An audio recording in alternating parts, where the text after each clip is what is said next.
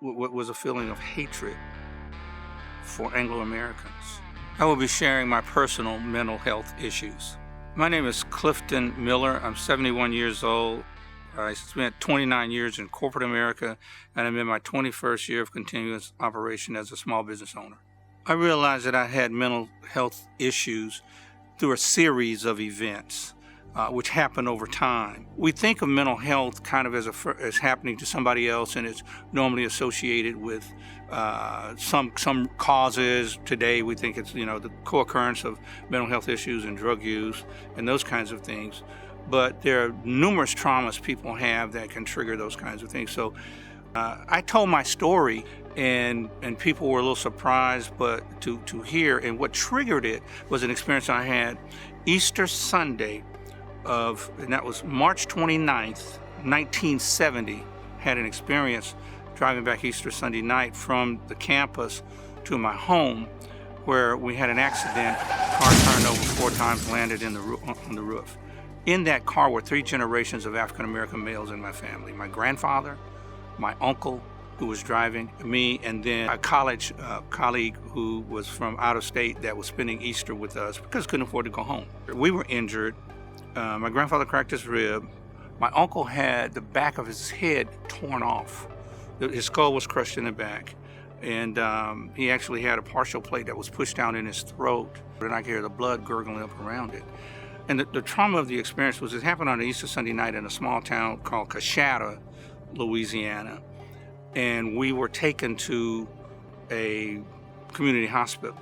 We sat there for hours waiting for the doctor to come, and the doctor never showed up. So I walked back. My uncle was a Navy veteran. He was a high school math teacher, football and baseball coach. And I walked back, and my uncle was laying on a table, and that's when I saw his crushed skull and I could hear his breathing.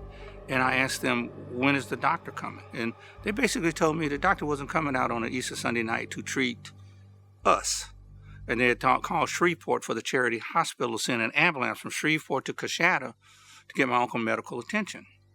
When the ambulance driver arrived, he refused to transport my uncle unless he was given $60 in cash. And when this ambulance driver asked for payment up front and I asked for a receipt, the temperature in the room dropped. Then the ambulance driver asked me what my name was and called me boy and obviously some other things. Asked me for my name so he could put it on a receipt. And I took out my student ID card. When I gave him my ID card, the ambulance driver also threw my ID card on the floor. And the sheriff pulled his pistol and put it in my face and dared me to say another word. I was in fear of my life, and that seared in my mind. Very traumatic, very traumatic. And my reaction for an extended period of time was hate. What was a feeling of hatred for Anglo-Americans. My point is, I spent probably 60 days just hating white people.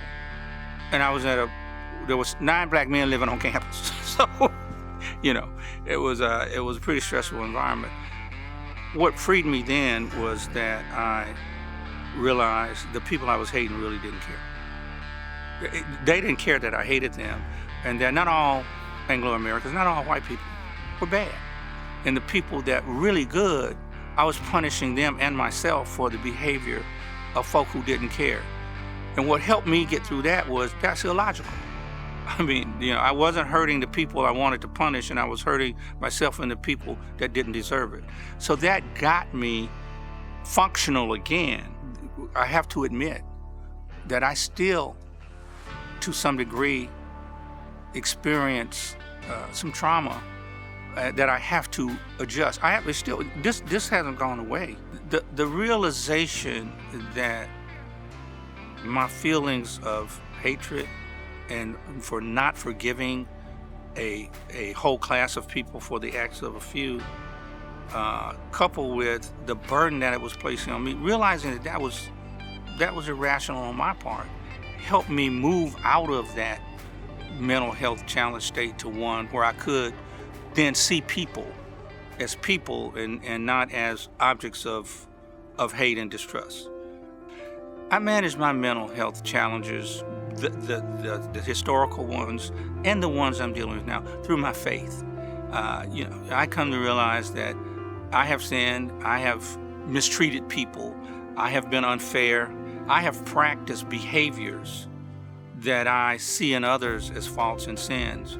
And it is through my faith, it's through my study, my Bible study, it's through my fellowship with other Christians and the Christian men in my church that I really manage my mental health issues through.